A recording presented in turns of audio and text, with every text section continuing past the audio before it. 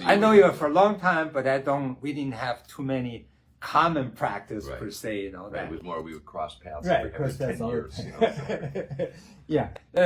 So you are one of the few Maoists. Do you consider yourself Maoist still, or? Yeah, certainly influenced Yeah, by that. yeah, You know, there's okay. certain things that I took, mass line, Right, United right, Front, those right, things right. that are still with me. You Yeah. know, so. And so, but I also, you know, I look at a lot of other influences Right, and currents and right. to try to understand the world Right, as best right. I can. Right.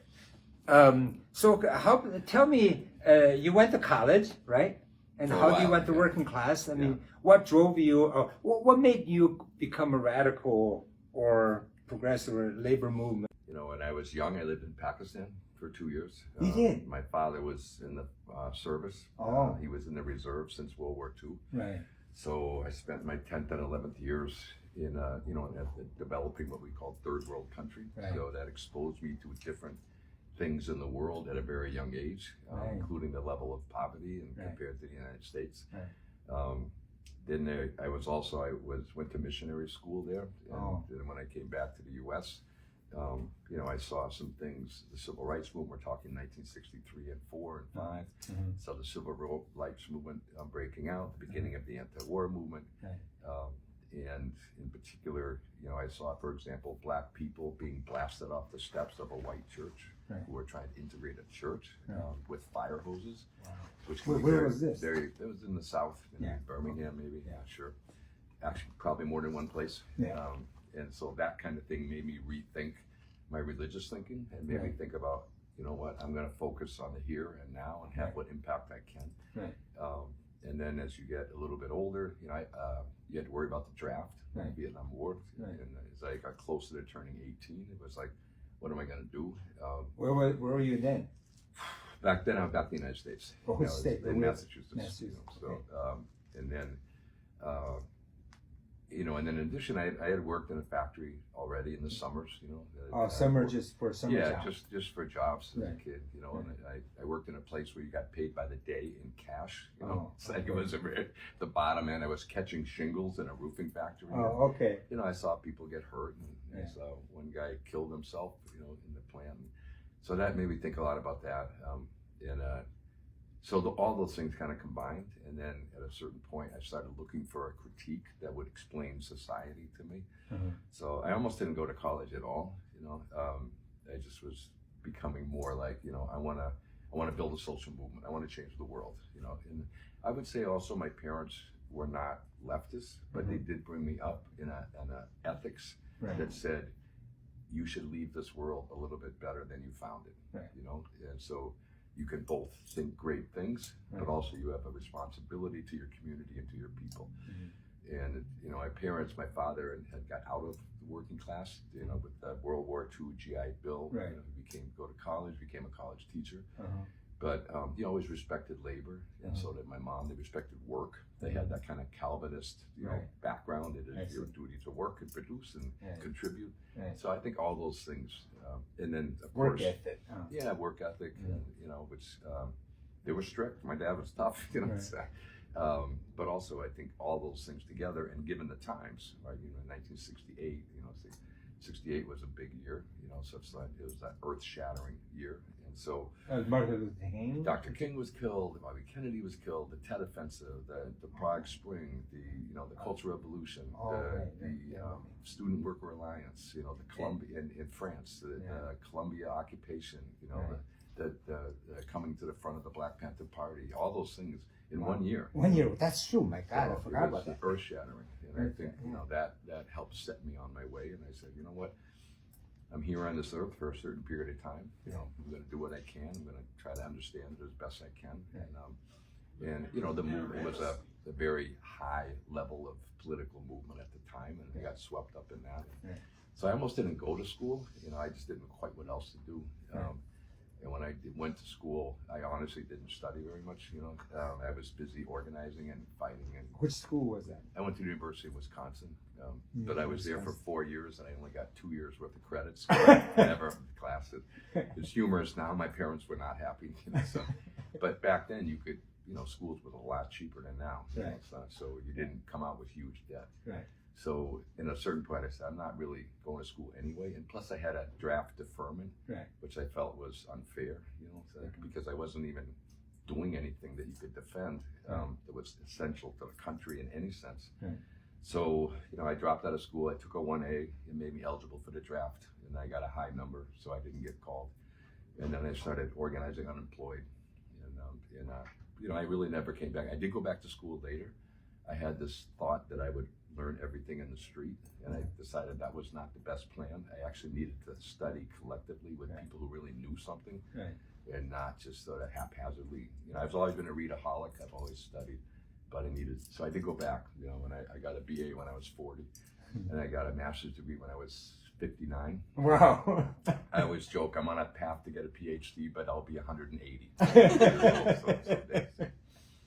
So that's, and for me, it was, that transition didn't work for a lot of people. For me, it was just, I never really wanted to do anything else.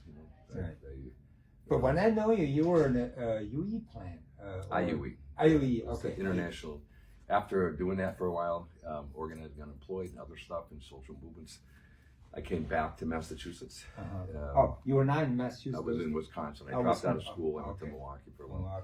Came back to Massachusetts and was able to get a job, a steady job, which I wanted. And I was 28 years old. I always like to say my arrest record was longer than my work record, which is not a good thing. So I was really glad to have a steady job. And what factory was that? It was in, where did I work? At the General Electric plant in Lynn, Massachusetts. So I got a job there as a grinder and machine operator. And I was, I was hanging on by the skin of my teeth, and I really didn't, I paid $1, went to a night school training program, and the guy just said, here's the machine, turn it on. And I was like, lucky I didn't kill myself, or cut my hand off, So I kind of talked my way into the plant. I worked in a sweatshop, non-union place for like 3 months. But I was a tool cutter grinder, and I was doing it manually. So I was putting reliefs on drill bits, which is actually very highly skilled by hand on a little grinding wheel. But it had very little to do with what I did at GE. So I kind of talked my way in. And at one point, they said, can you work to tenths? You were a machinist, right, at one point? So I thought that meant tenths of inches, right? So I said, tenths of, this is and he started laughing, right? So I didn't know what the joke was, but I wanted the job, right? So I started laughing, right? Like I knew what he was talking about. And I went home later and called a friend. He said, he meant 10,000ths of an inch, you idiot. So the precision. Right, so I'm like, 10,000 of an inch, how do you do that, right? So, but then I got in, and my sense was, if you respect the work, I came every day, people knew I cared. So the older people would take care of you, So the inspectors would, and I screwed up yet another part, and this was expensive shit, It was like titanium, it's going in very precise. And the inspectors would help me. I'd say, hey, you know what, you messed this up, but I think I can touch it up for you. And they also needed people. They were hiring like 1,000 people. So, but I learned it. But you had to be humble. You had to be respectful of the work. And then the older guys would take care of you. If they thought you were a jerk, they'd let you sink. So that's how I got into that. And I like the work. You learn the work, and even very, very skilled stuff becomes repetitive. It's production. So you get the hang of it. It's not that tough, but it takes a while. And I like the work. 2 years on third shift, going in at 11 o'clock every night. That wasn't great for my mental health, but the work was good because there was no managers. So you could get all your work done in 4 hours and then, calm down a little bit. But in terms of, I got migraines. I never had them in my life, from working at night. Your body isn't really meant for that. And so, and then second shift. But then I got into the union, the work, the people. I loved the people. I never really, I liked to, we go, the bar was open at 7 a.m. on Friday. That was kind of cool. We'd all go down, the whole third shift, we'd go out, and your weekend started at 7 a.m. So you would think, well, it's really 3 days, and now you have all day Friday and Saturday and Sunday. But then Sunday night, you had to go to work at 11. So you try to stay up, and that Sunday night, I was a wreck, so. But anyway, so that's how I got into it, and it was a life I really liked. It was never, I never really thought twice about it after that. I did go back to school, but it was so I could learn better how to do labor work, how to organize. I never had any thought of like leaving, and I eventually ended up teaching at University of Massachusetts. I taught at the Harvard Trade Union program, but that was much later, when I had a lot more experience. And they were looking for some people who had experience in the movement, not just people who are academics. But I've also I appreciate learning from people who have PhDs, who have actually studied the stuff, and not just while they're running around doing 50 other things, So I appreciate academic work and intellectual labor. That's just not where I primarily put my own energies over the years. So how long you in that plant? 33 years. So. And you become a shop steward and later on become the union shop steward, which was some of the most fun. I mean, the stewards also the most pressure, because when you get elected to a full-time position, you're in the union hall and you're working all the time if you care, if you're serious about it. You're working nights, weekends, everything. But when you're a steward, you have nowhere to hide. It's like you have to go in there and work next to the guy who's mad about the contract, or who didn't get the job he put in for, or who thinks the union's a bunch of lazy folks that I don't know if I could swear in this program, but lazy people or that's corrupt. I'm sure you can swear in English and we translate to something differently. It's more polite. So I became a shop steward. For how long? Probably 6 years, something like that. Then how long before you become a shop steward? So our bylaws said you had to be there 2 years before you could be a steward. Okay. But if there was an opening and no one with 2 years seniority put in, then you could put in. So I think maybe a year and a half. Became a steward. There was not. Sometimes you had contested elections, but usually they had to find someone to do it. It's not. People call it a thankless job. I never really felt that way, but a lot of people did. And it is a lot of pressure, and you have to take it home with you. And in art, we don't get paid or anything. You could get off the job maybe for an hour to work on something, but you go back to work, so there's no extra money. There's no, we don't have super seniority. Nothing. So then, when you do union work, do you clock out, or how does that? Sometimes you could get the contract allowed us a certain amount of relief time. So, and you could, but then you just put it in, I'm on union business. So technically you had to get approval each time you did that, but it was pretty routine. And it was also limited, and the company paid for it a little bit, I believe. It's now been a long time, but after that, the union would have to reimburse you. And if you were abusive about it, of course the company would complain, and it also depended on your job. If you had a really critical job, they had the right to say you can't just walk away, so you have to do the work. But in my kind of situation, it was pretty flexible, and also the pace of work. It was a union shop. We weren't it was skilled work. Not speed up. For 100 years, they've been trying to take the individual control of the machining process out of it. Have somebody run it somewhere else, but they've never succeeded. We always have a way to keep somewhat control the pace and the time. And it was a union shop, and it had been union for a long time, and pretty strong, long before I got there. So the pace of the work was not such that you didn't have time to talk to somebody, usually. So when you do, so somebody you have to complain and have file grievances, you have to do outside the job? No, you could do it on the job. You could say, you could tell your foreman, I need to go talk to my steward, and as long as you weren't gone and he might say, hey, finish the job. You can't walk away from your machine when it's cutting something. But generally speaking, you would access the steward. One thing we had, which some plants did not, Pratt & Whitney, which was the other major aviation aircraft engine in Connecticut, who was our competition.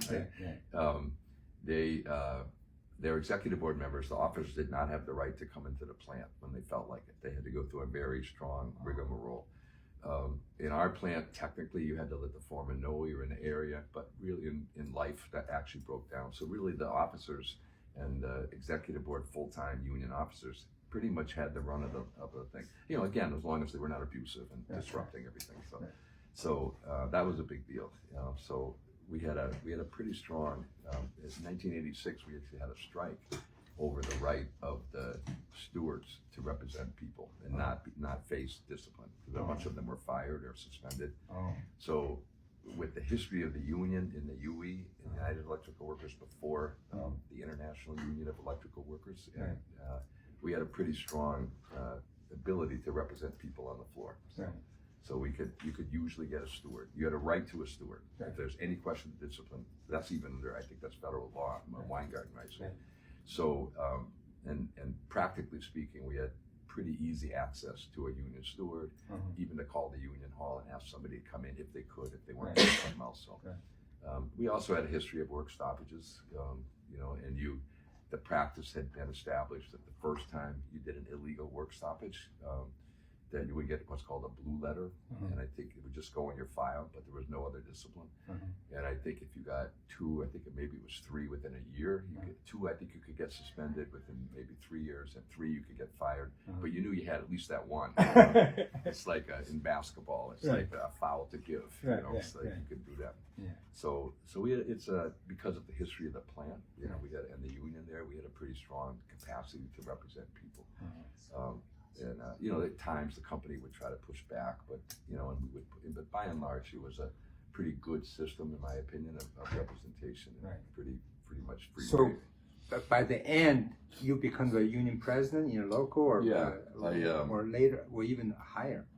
No, so after 6 years, I think I ran for recording secretary. Okay. That was the person who took the notes in bargaining. Right. That was a great job, and it was part-time at that point. And so I was part working and part doing and what it meant is you could sit in on all the negotiations. Right. So you really got an education, you know, grievances, especially not the national contract, because it's all of it was done somewhere else. Right. I was only in a limited role in that, but the rest of it, you know, was terrific. You know, so after 2 years, at that time our officers were 2 years. Now it's 3. After 2 years, I ran for executive board, and that was a full time. The titles in U.S. unions can mean different things. In our case, it was a bargaining person, so I represented a portion of the plant in aircraft engine, and I handled grievances at the second step. So that's kind of what I did. So I would say, so a recording secretary was a great job. It was a great education. I didn't have to be the one responsible. Also during that period, we had a strike for a month, and that was an interesting phenomenon for me to be a part of that, and I learned a lot. And 2 elements that I learned from that, I would say one is it does unleash people, and people you don't know or aren't even active in the union, you know, step up and do things that you didn't know that they could do, that they didn't know they could do. Right.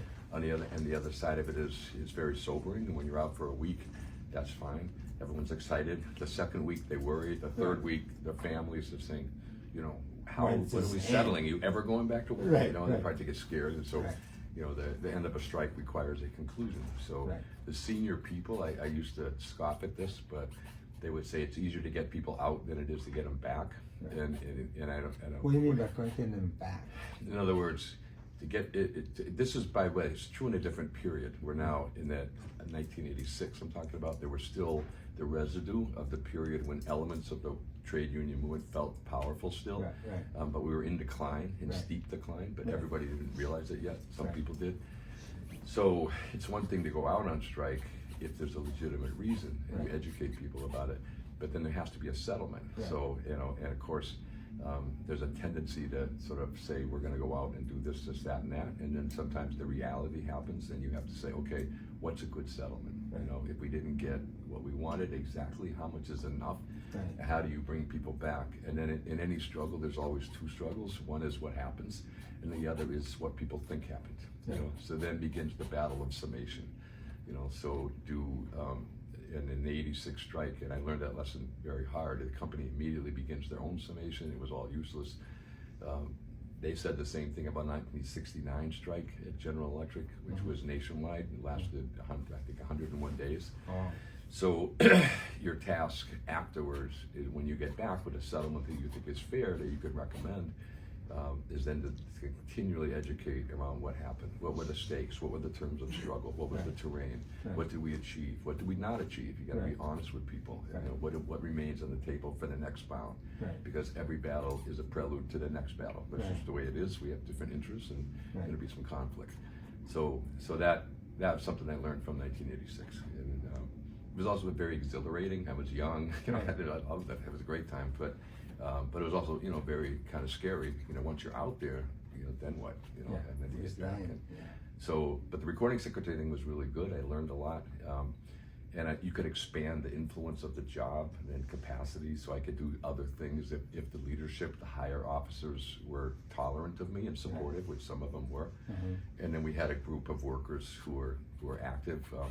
Vietnam veterans were coming back. You know, had some of them learned a lot about power and about what was going on in the world. You know, one of my mentors was a Vietnam vet who had been in the Tet Offensive. His position had been overrun. He was a Seabee attached to a Marine division, and he was around Way, you know, when that happened, and he came back, you know, like understanding that this was not where he should have been. He was just a 19-year-old kid, you know, from Lowell Tech, who used to always say technical scholars. So people like that, they had a sort of an anti-imperialist consciousness. You know, it was mixed. People came back and summed up different things who had been in Vietnam. And there were other people whose parents had been in the tradition in this union. In this particular factory, there were some people, a few people, I knew 4 or 5 generations in the same factory. Right. And that's obviously today very unusual. That then it was a little more common. So people, there were traditions, both good and bad, that had been carried on through families. So I had mentors who had been involved through their families in the union for quite a while, and I had mentors like this guy Charlie Ryder, who was a Vietnam vet, and he was the one who, you know, I still love him. You know, I still miss him. He died pretty young, you know, and died, I think he was 56 of a heart attack. So take care of yourself, you know. So, but you know, he was both militant, and he also figured out how do we survive. You know, I remember one time he and I were coming back from a meeting. It's called National Rank and File Against Concessions. It was in Chicago in maybe 1983 or 4, and we're in the plane and we're talking to each other like we could see what was happening. You know, neoliberalism and the destruction of manufacturing here, and we were just talking about how are we going to explain to people what's coming, you know, because in our factory it hadn't really hit heavily yet, you know, it did. So, and I always say I punched in February of 1979, and in June I think Margaret Thatcher got elected in England. In November Ronald Reagan got elected. So it was like the next 40 years of like, you know, getting my head kicked in by the changing economy and the new consensus about deregulation, fair trade, all of those things. You know, so anyway, but after that, so I was on the E-board for 5 years as a grievance rep. Yeah, back to the, so this your mentor talking about, and what insight did he offer you? He had a lot of principles, and he fully believed in workers. You know, and he was militant. He was not, you know, he lived with some of us young radicals. He was very tolerant of us, you know, and kind of helped guide us so that we didn't do anything that would be destructive to ourselves. And he also, when we were on the defensive, I mean, I've been on the defensive my entire life in the career, you know, pretty much. You know, sometimes you can take the offensive within the defensive, but strategically, you know, the factory, they were ripping down buildings around us. We had people come in one time from South Korea, and they wanted us to literally show them how to do our work so they could move it to South Korea. No, we're not going to do that. You know, say, you move it, but you figure it out. We're not going to help you. You know? So in a period of retrenchment, he helped consolidate, helped us learn how not to engage in unnecessary factional work in the union, which is really important. And he also taught us how to compromise with the company when we were on the defensive. And you know, you have to figure out there are certain things I will compromise. There are certain things I will never compromise. You know, so your wages and stuff, you might have to do what you have to do and accept something you would not have accepted had we been in a stronger position. That's just objective. That's just learning your common sense. On the other hand, when the company tries to take over your union, that's something you can never compromise.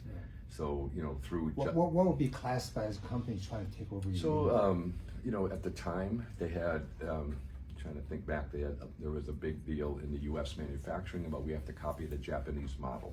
So team concept, all that stuff. So, you know, there were trainings, and you know, they used Japanese terms, which I now can't remember, but so they wanted us to help them. They finally figured out that we actually knew stuff that they didn't. So then the question is, how did they get it from us? And we developed a practice of what we got it from a guy named Charlie Richardson, who was an academic guy who helped us. They called it continuous improvement, you know, was the Japanese model of, and they would say to us things like, you no longer have to leave your brain at the plant gate. And what they meant was, we're going to take your brain, right? Right. So they would say things like, so they called it continuous improvement, and we called it continuous bargaining. Right. So we said in every situation there are different interests. Therefore, we are engaged in bargaining. Can we make compromise? Do we want to make good parts? Yeah. Do we want the factory to succeed? Yeah. Because if it doesn't, we don't have a job. Right. You know. So then the question is, but we always maintain our independence as an organization. And they would continually try to restrict areas of bargaining and say these are things we can deal with in teams. So they would even argue, think health and safety, that's not a union issue anymore. That's something we can deal with separately. And we would say, oh yes it is. Actually, we only bargain with you over things where we have some different interests. Right. Did interests overlap sometimes? Sometimes they do, yeah, that's okay. But fundamentally, we would maintain our own organization and our own independence. And you can compromise without what we call giving away the farm, you know. And the fundamental thing is we needed our own independent organization, and we would use our brains to compromise where we had to, because we were getting our heads kicked in by, you know, by the change in the economy and stuff. We understood that. So a lot of it had to do with, in terms of the company taking over the union, had to do with how do we respond to these so-called Japanese concepts. Actually, some of them were very American concepts, which had been imported to Japan and imported back to the United States. But there was this fear, like the Japanese manufacturing. When I was very young, something made in Japan meant it was lousy. I know, I remember, There was even songs about that, right? And then, but by the 1980s, it was the Japanese are great at everything and we suck, you know, so we had to be like them. So, and you know, I didn't mind improving, for example, if we bargained to, for example, collapse job descriptions. That was always a big thing. You know, with too many job descriptions here, no one can do anything else. It's inefficient. Most of the crimes committed against the U.S. working class and probably everywhere else in the last 40, 50 years have all been done in the name of efficiency. You know, and it's efficiency for who? You know, who benefits from the efficiency? So it's always keeping in mind that underlying issue of we have some different interests. And so when there is a benefit, which is just another way of when more value is extracted, you know, by our process, who benefits? And will the company benefit? Yeah, they will. You know, they're going to make money. I get this. It's a capitalist system. So, but we're going to benefit too. And one of my friends who was not a big thinker, he was just a guy. He always used to say, and if they don't come agreement, the pain will be shared. And because we're going to feel the pain, but we're not the only ones who will feel the pain. You know, they will feel it also. So we try to, and it's hard to maintain that when you're on the defensive. You know, when you're feeling weaker.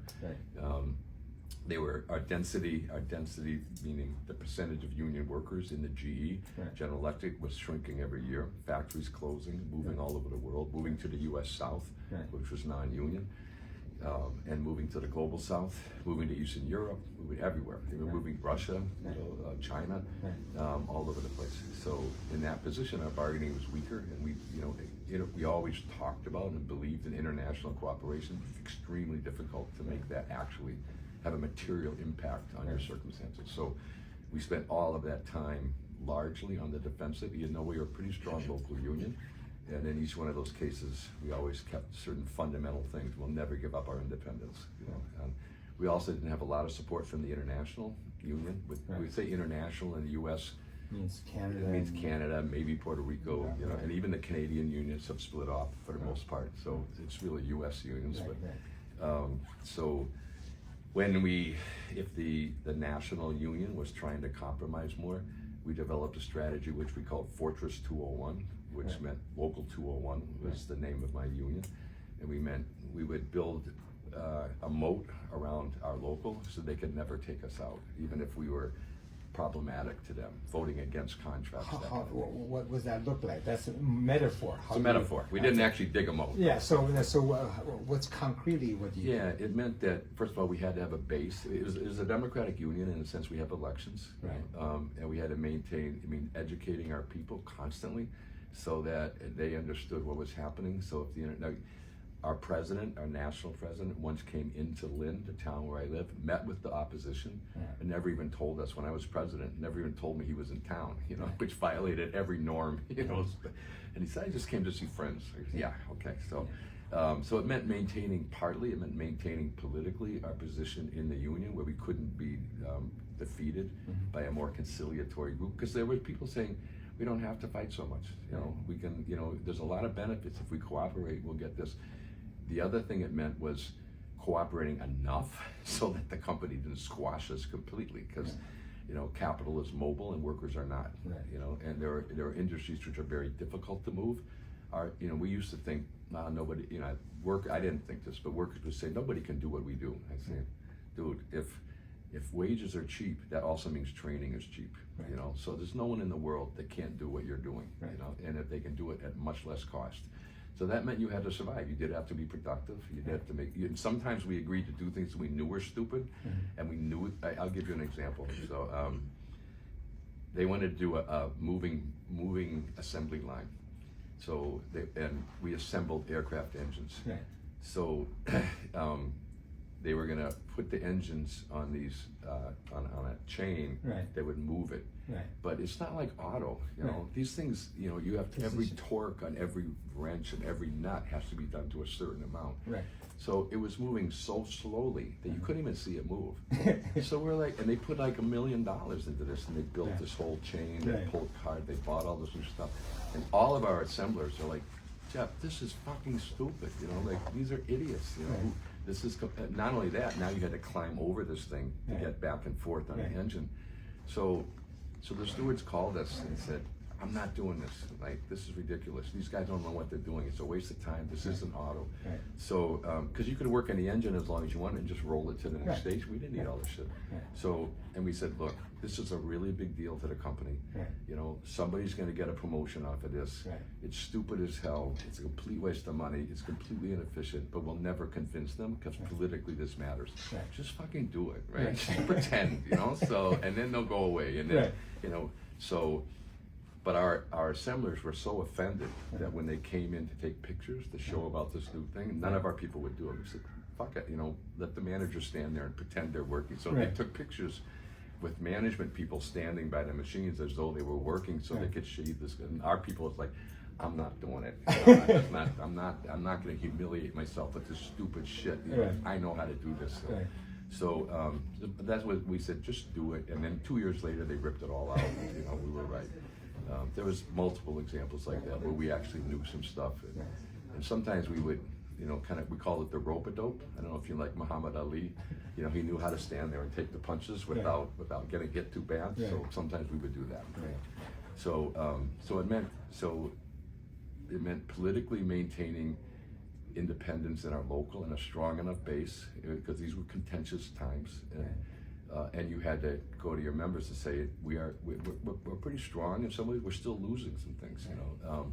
And of course the old guys were, this is not like back in the old days. You know, in the old days, you know, we would have done this. You know, you'd say, okay, we're in a different period. So you had to maintain your political strength in your union so that you couldn't get defeated electorally. And you had to survive and be productive enough that you were actually still, the company didn't decide, these guys are not worth it. You know, I can't handle, I'll spend a lot of money, but we're gonna do this somewhere the fuck else and get away from these crazy people, you know. So I think it meant, you know, it meant both of those things. And then for us, separately, it meant also, how do we affect that a bigger picture? And so we tried to get involved in the global, the struggle against corporate globalization, we call it. You know, we went to Seattle for the protest against the WTO in 1999. Yeah. The union did? Yeah, well, we didn't do formal. We took 15 people from my local. And we got in a plane. And when we came back, it was like, that was one of the first moments I felt like, you know, the whole world's talking about us. Like, what the hell, you know? And I remember one day I was, it was incredibly exciting. You know, you maybe remember they had that slogan, Teamsters and Turtles. And so like you environmentalists and union people who are supposed to be opposed, you know, we're supposed to enjoy dying of chemical shit, you know. So when we came back one day, I was in the supermarket. I was exhausted, right? It's been like 5 days and I didn't eat. So I'm in the supermarket and all of a sudden I hear my own voice on the radio going like, you know, because they interviewed me, you know, like, hey, one of our local people was in Seattle. It was big news. And I'm thinking, wow, you know, we're like heroes. You know, what happened? Little old us, you know. But we did stuff like that and try to figure out as best we could, how do we part of a larger movement? How do we build social? When I say we, I'm talking how I think. Obviously, within the local, there was different points of view, including in the leadership. You know, there were people more conservative, but But as a whole, we were trying to figure how do we impact, how do we build a political force that will allow us to survive this period and get to something better. So we sought out allies. We tried to work with environmentalists, with movements of oppressed people. We tried to deal with the Black Freedom Movement, different elements, like immigrant groups, which were not huge in our town. Now they are. Now my city is 2/3 what we call people of color. Wow. People from Dominican Republic, Guatemala, Cambodia, Africa. So now it's a very, very different city. Some of that happened in the last 10 years, not in the period that we're talking about now. So that's what I mean by Fortress 201. It had some success. We maintained our integrity as an independent organization of workers. We still have an impact. We're still there. We went from 8,700 hourly people to maybe 1,200. And we've also organized other groups and brought them into our local who are not GE workers. The shortcoming of it, we didn't at the time have a plan to try to take over the international union, and so it's part of a national contract that we don't negotiate our wages and working conditions. Some things are negotiated locally, but our basic things is a national contract that's been there since 1933, I think. So, we did suffer from that, but we didn't feel we could do both. So we built a strong local, we built community allies, we try to eventually, with the Labor Council, build a strong labor movement in the area, but we didn't prioritize, changing the international union. Maybe was the right choice, but there were some drawbacks to that, so we were sometimes isolated, in our union nationally, sometimes. Otherwise, other times we were fine. So. Like you mentioned about you are not against trade, but against those trade, which is not good for the workers. So there is a discussion about the trade. I mean the free trade TFA, the free trade agreement. The free trade agreement always have some blue collar barrier. So some people is discussing about that, especially Taiwan and the U.S. now is discussing about the free trade agreement because WTO is bankrupt. So now it's not like the area negotiation, but one-on-one. There's some article they will say protect the workers blue obstacle.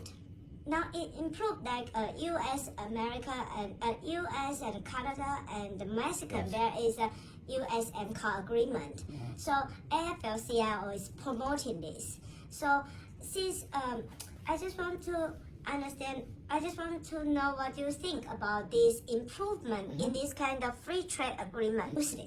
And now they improved to the USMCA, and USMCA seems really improve the workers' condition in Mexico. And even through this power, they have the independent union. They even have some like councillor who support the worker and be elected. So what do you think? But on the other hand, they pull in the U.S.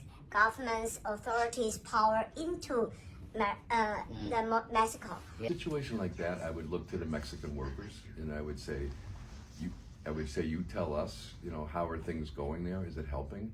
And what I'm hearing from them is, yes, it's helping. This new language, even though it was negotiated under Trump, and what matters the most is that those languages that allow you to appeal certain things, they have a rapid response, which actually gets potentially sanctions if Mexican or U.S. companies in Mexico violate labor rights, do not allow independent unions, do not allow votes.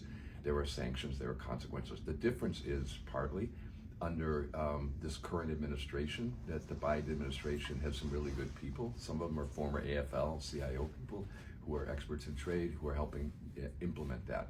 Otherwise, it's words on paper, as you said. And what they did is, my understanding is, they put in a mechanism of rapid response to investigate. So it wasn't just file a complaint and you hear about it 7 years later. My understanding, so that tells me two things. First of all, again, you listen to the people who are directly affected and whose country, and they can tell you how it's going. And second of all, that the world we live in, sometimes you fight for incremental change, and that some of these things, if you push your way, if you can influence the administration in this country or in Mexico to negotiate something, and then you influence them again, if you have the power to actually make them try to enforce this, that those things can make a difference. And on the large scale of things, not so much maybe, but once 1 or 2 factories is able to build independent unions in Mexico, which is a huge breakthrough, then you know, you hope that, you know, there's that old saying, a single spark can start a prairie fire. So you hope that, you know, that will happen. And so it's the same thing like, as you know, the UAW victory at Volkswagen in Tennessee. Are we finally breaking into the South in the U.S.? We hope so. So yeah, I think those things matter. And I think it's a question of being mature politically and understanding that some of these things make a difference. But each opening creates a strength, an opportunity to build more power. Nothing is an end in itself. You know, there's always the next battle. So the question of the benefits of the Rapid Response Agreement in the USMCA, the new NAFTA, is it allows you to build strength. So, and strategically, you're always trying to build your own independence and power. And my understanding is that yes, those are worth it, and those should not be just dismissed. You know, it'd be wrong not to understand the impact is positive, and then we try to organize ourselves to take advantage of it as best we can on difficult terrain, always. So, what do you think about the recent situation? I mean, salting rank and file become a very big concept, important. Newly make the labor movement alive again in US. So what do you think about the reason that kind of salting now, is it different from your salting that time? That's a good question. So first of all, I speak from my own generation and my own experience, and I'm not 20 years old, so they may have a different view. But terms are used somewhat differently. And salting, what happened, I think, was certain unions realized that they could bring in young, energetic, brave young people who are willing to go in and organize a union. You know, in the U.S., the class stratification exists, but it's not that unusual. We had people in my factory who had law degrees, you know, I mean, not one or two, you know, so people with college degrees, you know, so doing that kind of work, especially now, because the younger who would have become professionals, they can't do that anymore anyway, so they're all driven down. So so I would say salting meant a couple of different things. It means usually now when people use that term, they mean the union has learned to take, I don't mean take advantage, but take the strengths of these young folks who are becoming radicalized because they don't see the future they thought for all the reasons that they're becoming radicalized. I don't always understand that. They just try to deal with the terrain. I don't always know where it came from, you know. So, so they've been able to find those folks and put them into workplaces. The first people that I thought were Unite Here, the hotel and restaurant, did a lot of that. And they would go in with the intention of helping the workers to organize a union, and then they would leave. You know, they would go on to something else, and they might go salt somewhere else, or they might. It's like salt is a seasoning, you know. But the food is the what you're eating is still there. You're just seasoning it, and then you might go put some salt into another dish, you know. So that's one way that they talk about salting. And the other thing was more of an ideological commitment that said, you know, I'm not just going to get a job, I'm going into the working class, period. And, you know, in my generation, a lot of people did that, and it didn't work for a lot of people. You know, I remember one guy said, he was a radical guy, he says, you know, I don't think they like me. They refuse to buy my newspaper, and they're throwing things at me. You know, and I said, that's an indication that they don't like you. And, you know, that particular guy went off and became a professor at Harvard, you know, and that's probably what he should have done, you know. It depends. You know, for other people like me, you know, it wasn't that big a deal. I had worked in a factory, a little bit, but it was a change. My parents were disappointed, you know. They wanted me to, my father came out of a poor background, and he got to go to college in the GI Bill, and he was hoping I would be an academic person. So, you know, so those things are challenging, but it wasn't. So for me, it was more like, so I live in a community now. I've been there for 40 years. So I retired 10 years ago. I'm still involved in the community. I'm active in doing other things. I'm dealing with housing. I'm dealing with things that affect the people that I care with. It was not a limited thing of just go in, help them organize a union, and move to the next one. There's a place for that. You know, I wouldn't say that people shouldn't do that or anything, but there's two different ways to look at it. And for me, it was easy. It was just like, it's what I want to do. I liked it. I love the union. I love the people. I love the challenge. You know, I like the people I work with every day. I found, you know, friends, and it was fascinating. In the 70s, there are a lot of these left groups. They purposely mobilize a whole bunch of students just going to the working class consciously. Yeah. So are you part of that group? Yeah, it was. Yeah, I mean, partly, and a lot of that was, in my opinion, was very immature. You know, and I always tell people, it's a friend of mine.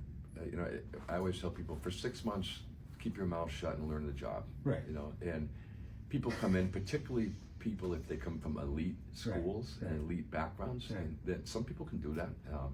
But if they have to go through a bunch of changes, and they have to learn to be humble, and that they're not always the smartest person in the room all the time. You know, maybe sometimes, but. Right.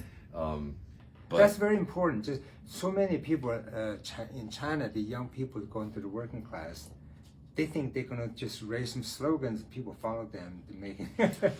well, it's also like there were people who said, "Oh, you're gonna get a job in a factory." I said, "Yeah, I dropped out of school. I haven't had a decent job in a long time, you know, and I love the labor movement. That's what I want to do." And so, "Oh, you're committing class suicide." I said, "I'm just getting a job, you know. Right. Can we lower the temperature here? You know, I'm just getting a job, you know." It's like, and you know, so for me, it was just something I liked, you know, but it was political, you know. I wanted to do something with my life. There were many other people also did that, but not everybody can stay, because if they had a view, well, other than your later Harvard professor type. Two things happened. One is that it wasn't right for some people, and that's fine. There's something else, you know. It's like, you know, find a place where you can contribute, and if you have, you know, maybe you'll be a great researcher. You know, maybe you'll become a great scientist. I don't know. Maybe you'll become this guy was a math teacher. I think, you know, so that's all right. And then the other part was just, but also the economy changed. So like people got laid off, their factories closed, and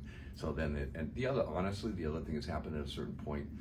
Like when people start having children and stuff, and they're thinking, that's when if they have a way out, that's when they start thinking, do I really want to do this? Do I want my kids to go to these schools? You know, or you know, and then if they have the assets, if they have the choice, then maybe they go do something else. And that's a question of privilege, and that does exist. But when I was working at Bud Company, we had the PWOC, Philadelphia Workers Organizing Committee, and that's a group of people very conscious going there, but after a few years, nothing big happening, and these people are smart people, and so they decided to go to management. Oh wow, yeah, we didn't have too many of that, but I had some people do that.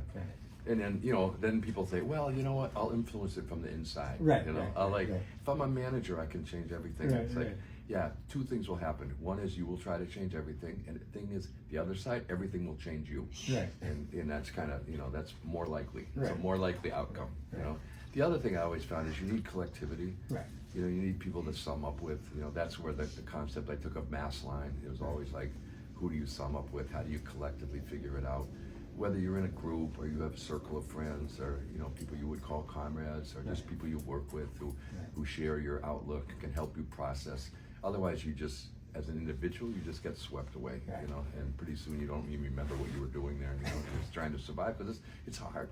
You know, I mean, you have your own life. You know, it's and especially we're on the defensive for 40 years. I've been on the defensive. It's like, so you have to find joy in that. You also have to find things that sustain you as an individual. And people are very different. There are religious people who that sustains them. There are people whose you know, have a.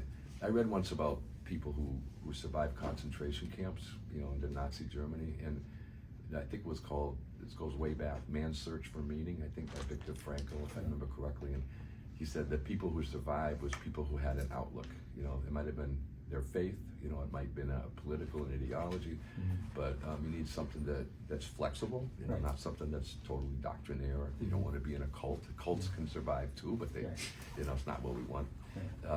So I think people who have some sort of collectivity, and that was always important to me. I had friends, I had people we talked, we met, we think, what are we doing here? Are we losing sight of what we're doing? Can we make this compromise? We used to call it dancing with the devil to save your soul. You know, so like we would say, like, you know, we're dancing with the devil. This is the world we live in. You know, I have people that need jobs. I have people that need to make a good living.